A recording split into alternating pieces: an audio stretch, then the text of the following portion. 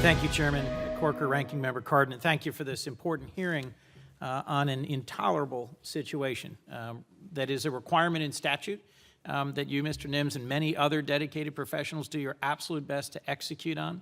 I'm grateful for your service and for the fact that we as a generous nation continue to try and meet the unbelievable challenge of 20 million people starving or at risk of starving across just 4 countries, and millions more, you said about 800 million globally, going to bed hungry every night. The American people are generous. We have the most productive farms in the world. And so for decades, we have had a program that gives of our abundance to those who are in need around the world, but we do so in a strikingly inefficient way. I was proud to have a chance to work with my good friend Senator Isaacson and the chair and ranking and many others on the Global Food Security Act, which permanently authorized the Emergency Food Security Program, an important step in providing flexibility for delivering emergency food aid. And as Senator Cardin reminded all of us, there will always be a role for U.S. commodities in response to crises, but we can and should work together to find ways in advance of this coming Farm Bill to remove some of these harmful restrictions and requirements that I think are so inefficient. Earlier this year, Senator Corker and I visited the Bidi Bidi camp in northern Uganda. I was grateful for your joining us on that trip, and both there and in South Sudan, I had a chance to visit sites where people depend on food aid for their existence. And later in August, I traveled to northeast Nigeria, where millions have been internally displaced, mostly by Boko Haram. I was struck by an innovative program that this is an example from Save the Children, but I suspect is well known to you. When we talk about a cash assistance program, we're not talking about sending out envelopes full of cash. We're talking about this.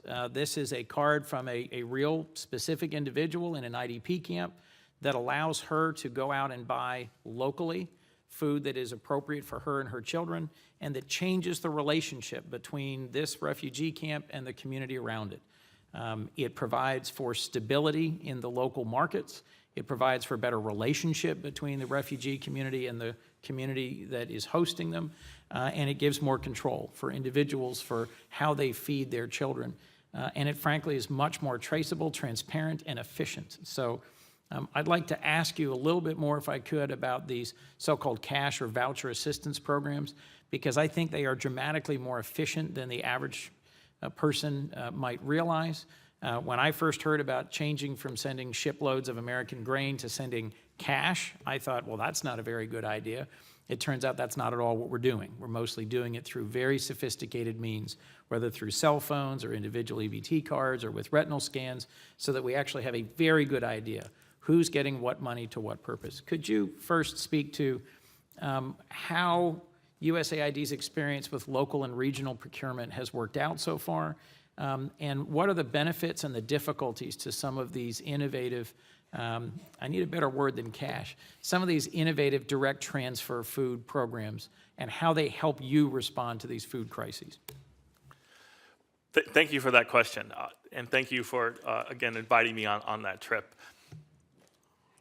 What we are now calling these programs is market-based assistance, which means that our teams on the ground work very hard to understand the market conditions. And to be clear, there are some places in the world where there are no market and where there are crises exist, and where in-kind food assistance can still play a role.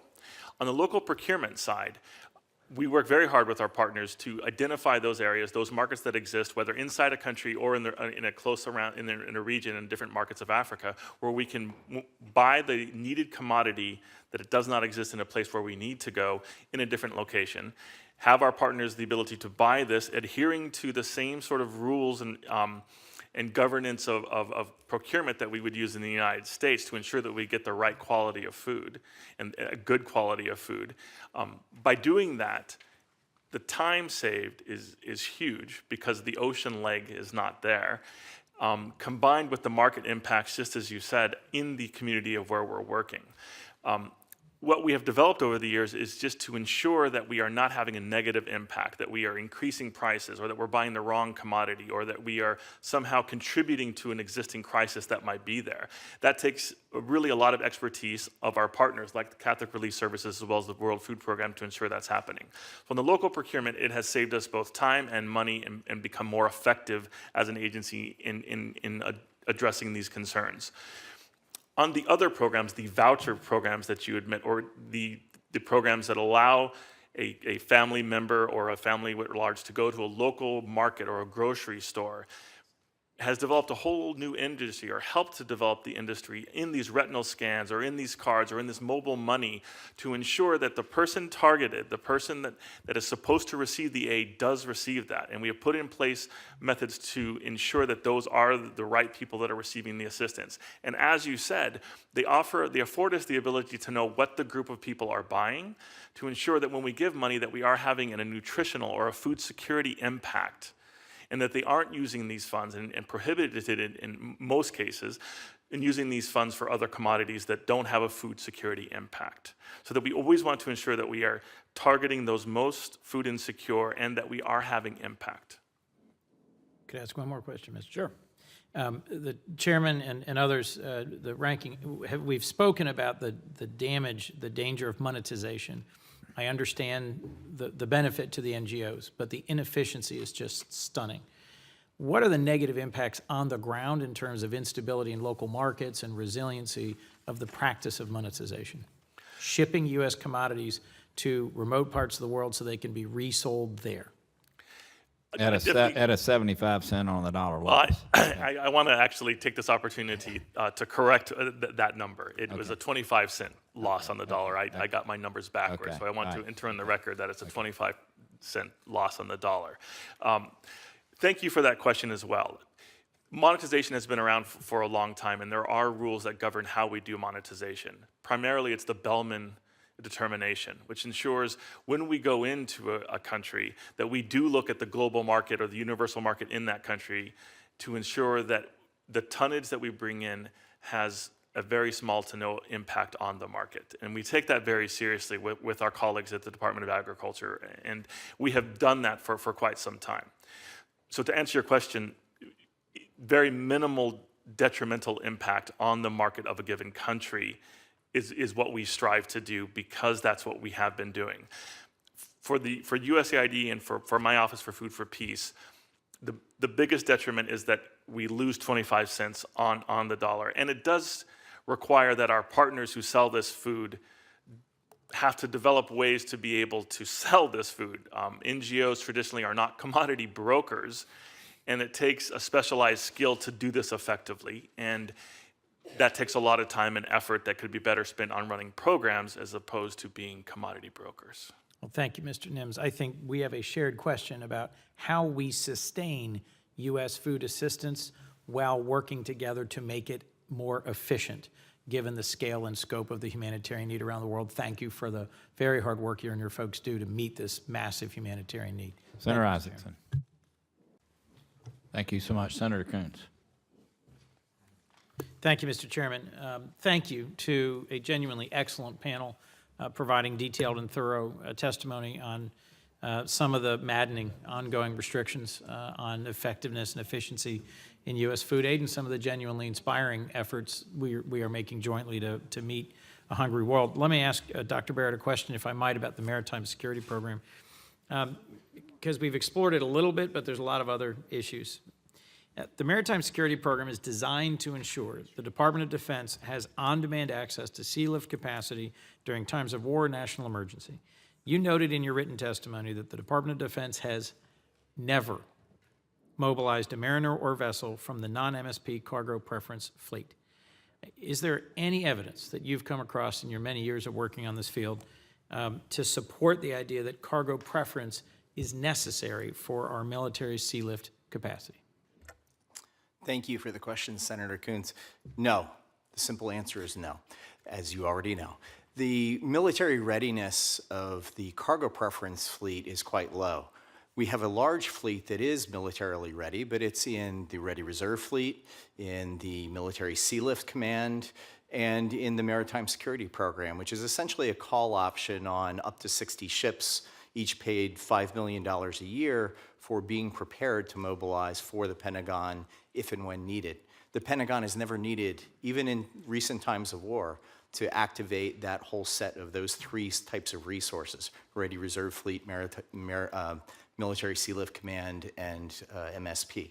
Cargo preference does not enhance military readiness. We have plenty of readiness through other mechanisms. Thank you. I'll ask one other question, if I might. Our friend and colleague from Maryland, former Senator Mikulski, very pointedly asked me if we were to shift to a predominantly cash-based system of food assistance, wouldn't that undermine the coalition of groups, shippers, maritime unions, commodity groups that have historically advocated actively for Title II in-kind donations, leading to a reduction in overall food aid assistance, thus actually leading to fewer hungry people getting fed? Would any of the three of you care to comment on that assertion? Senator Coons, it's certainly true that there has been an unusual alliance of shippers, NGOs, and a few millers processors over the years to support Title II. This committee and the Congress have advanced alternative mechanisms that prove much more efficient in meeting the needs of emergency-affected populations, the Emergency Food Security Program in particular. If Title II were to go away, and I am a fan of Title II, but if it were to go away and there were to be augmentation of the EFSP budgets, we would see enhancement in the service of emergency-affected populations around the world. The Title II is declining steadily. Keep in mind, as I testified earlier, we have a 76% decline in inflation-adjusted terms in U.S. food aid programs since the heyday in the 1960s. So that coalition isn't maintaining the real purchasing power of the programs. When you say 76%, you mean of those dollars dedicated to purchasing U.S. commodities and shipping them overseas? Actually, the overall budget has declined by 76% in inflation-adjusted terms, and the margin that differentiates foreign flagged from U.S. flagged carriers has actually grown. Right. So the decline in true commodity terms is steeper still. Mr. O'Keefe. Thank you, Senator, for that question, and it's obviously an incredibly important one. And I think we as a country must do the right thing for the people who we're trying to serve and continue to find ways to learn from what we're doing and to improve it. And we're certainly committed to that at Catholic Relief Services. The caution just is my understanding in Europe, and Dr. Barrett and Mr. Melito may know more, but when they went from a in-kind to cash-based system, the total amount of resources went down enough to that the efficiency gain did not, kind of keep up. And so I just think that has to be thought through. I don't think that's a good excuse for doing things that are ineffective or inefficient, but I think maintaining political support for helping hungry people is something we have to exercise care about. The last thing I'll say in terms of the farmers, I do think that farmers here and understand farmers overseas, and the ones I've talked to don't understand the dynamics, and I think, Senator Corker, you made this point very clearly in your meeting with the Tennessee Farmer Association. They don't understand how it works and the kind of ineffectiveness at an aggregate level. But it does mean something to them at a human level that things that they produce end up in the mouths of people who need it. And I just think that that's something that we should not toy with. That's real, that's Absolutely. Human and American. I too have spoken to the Farm Bureau in my state about this issue. There is a deep and deserved pride in America's agricultural community and families in being the most productive farmers on earth, in feeding a hungry world. But when they hear about the numbers and the inefficiency of how we currently do it, farmers tend to be pretty thrifty people. It makes them crazy and concerned that we be more efficient. So I am determined to work with all of you to sustain our support for U.S. food assistance, U.S. programs to efficiently meet the needs of a hungry world, rather than celebrating efficiency that leads to fewer being fed. Thank you, Mr. Chairman. Right.